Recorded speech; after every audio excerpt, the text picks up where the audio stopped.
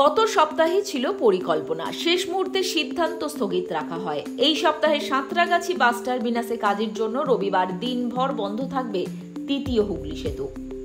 সাঁতরাগাছি বাস টার্মিনাসের কাছে 6 লেনের elevated corridor তৈরির কাজ চলছে। তার জন্য কোনা এক্সপ্রেসওয়েতে স্টিলের বিম ওঠানামা করবে। তার দরুন আজ রবিবার ভোর 5টা থেকে রাত 9টা পর্যন্ত বন্ধ থাকবে দ্বিতীয় হুগলি সেতুতে যান চলাচল। সব রকম গাড়ির জন্যই জারি নিয়ম। কোনো গাড়ি এদিন দ্বিতীয় হুগলি সেতু হয়ে গঙ্গা পার হতে পারবে না। যে গাড়িগুলি দ্বিতীয় হুগলি সেতু ধরার কথা, সেই গাড়িগুলি হাওড়া ব্রিজ নিবেদিতা সেতু দিয়ে ঘুরিয়ে দেওয়া হবে। বিস্তারিত রুট জানিয়ে দিয়েছে ওয়েস্ট বেঙ্গল ট্রাফিক পুলিশ।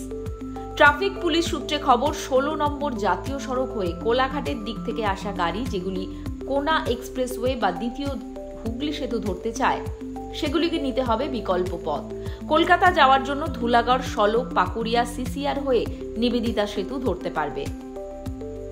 আবার ডানকুনির দিক থেকে আসা যে গাড়িগুলি কোনা এক্সপ্রেসওয়ে বা দ্বিতীয় হুগলি সেতু ধরতে চায়, সেগুলিকে নিতে হবে নিবেদিতা সেতুই।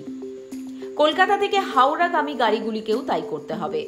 কোলাঘাটের দিক থেকে আসা যে সব গাড়ি দ্বিতীয় হুগলি সেতু ব্যবহার করে থাকে, সেগুলিকেও রবীন্দ্র সেতু বা নিবেদিতা সেতু ব্যবহার করতে হবে।